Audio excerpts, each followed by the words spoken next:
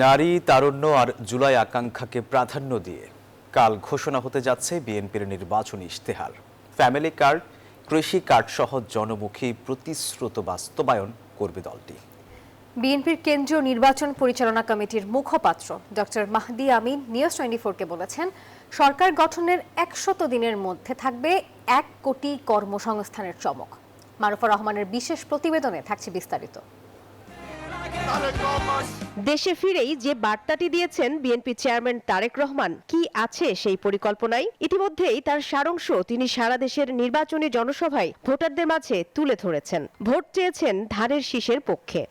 আপনাদের সামনে আমি বলতে চাই, আই হ্যাভ এ প্ল্যান। এই পরিকল্পনা দেশের মানুষের স্বার্থে। ইশতেহারে বিএনপির 31 দফা এবং 27 দফার আলোকে গণতন্ত্র ও বাক স্বাধীনতা নিশ্চিত করতে চায় দলটি। পাশাপাশি জুলাই আকাঙ্ক্ষা বাস্তবায়নে থাকছে একগুচ্ছ পরিকল্পনা।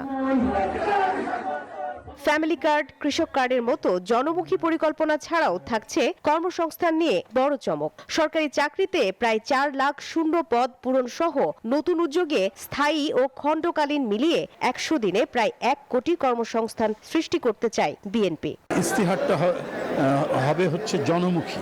ইশতেহারে জনকল্যাণ এবং জনমুখী কর্মকাণ্ডকেই অগ্রাধিকার দেওয়া হয়েছে। এই কারণেই জনগণ আমাদের প্রতি সমর্থন দিবে, ধানের শীষের প্রতি সমর্থন দিবে। জুস রাখতে আমার পছন্দ স্টাইলিশ ও food grade RFL jug. Juice রাখার জোশ জগ। শিক্ষা, স্বাস্থ্য, কৃষি, কর্মসংস্থান, নগরায়ন, পরিবেশ, নারী ও যুবকদের ক্ষমতায়ন, শিশুদের বিকাশ, প্রতিটি ক্ষেত্রে আমাদের সুনির্দিষ্ট সুবিস্তৃত পরিকল্পনা রয়েছে। আমাদের মূল লক্ষ্য এমন একটা রাষ্ট্র ব্যবস্থা গড়ে তোলা যেখানে জীবনে সফল হওয়ার জন্য, ভালো কিছু করার জন্য নির্দিষ্ট কোনো দল করা লাগবে না। সাম্য, মানবিক মর্যাদা, সামাজিক সুবিচার আমরা নিশ্চিত করতে চাই প্রতিটি মানুষের জন্য। স্বাস্থ্য খাতে উন্নয়নে থাকছে বেশ কিছু পরিকল্পনা। এর মধ্যে প্রায় 1 লাখ স্বাস্থ্যকর্মী নিয়োগ, যার 80% হবেন নারী। পর্যায়ক্রমে দেশের প্রতিটি মহানগর ও জেলা শহরে বসবাসকারী সকল নাগরিকের জন্য প্রাথমিক স্বাস্থ্যসেবা নিশ্চিত করা হবে। আমাদের নেতা জনাব তারেক রহমান বাংলাদেশে এসে বলেছিলেন যে ওনার প্ল্যান রয়েছে, সেই প্ল্যানটারই কিন্তু সুবিস্তৃত বহিঃপ্রকাশ ইনশাল্লাহ আমাদের এই নির্বাচনী ইশতেহারের মাধ্যমে হবে, যেখানে বাংলাদেশের প্রতিটি মানুষের সমস্যার সমাধান, ভাগ্য পরিবর্তন এবং সার্বিক সমৃদ্ধি এবং স্বনির্ভরতা আমরা নিশ্চিত করতে চাই ইনশাল্লাহ।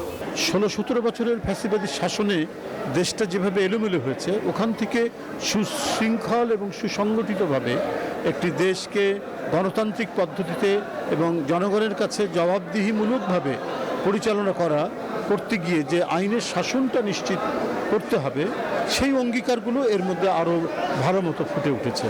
সারা দেশে অন্তত 20,000 কিলোমিটার খাল ও নদী খনন, পুনর্খনন করে পানি প্রবাহ নিশ্চিত করার প্রতিশ্রুতি থাকছে বিএনপির ইশতেহারে। সরকারে গিয়ে তিস্তা ব্যারেজ উন্নয়ন ও পদ্মা ব্যারেজের মতো প্রকল্প গ্রহণ করবে বিএনপি। 25 কোটি গাছ 5 বছরে রোপণ ও রক্ষণাবেক্ষণ সমন্বিত বর্জ্য ব্যবস্থাপনা গড়ে তোলার কথাও থাকবে বিএনপির ইশতেহারে।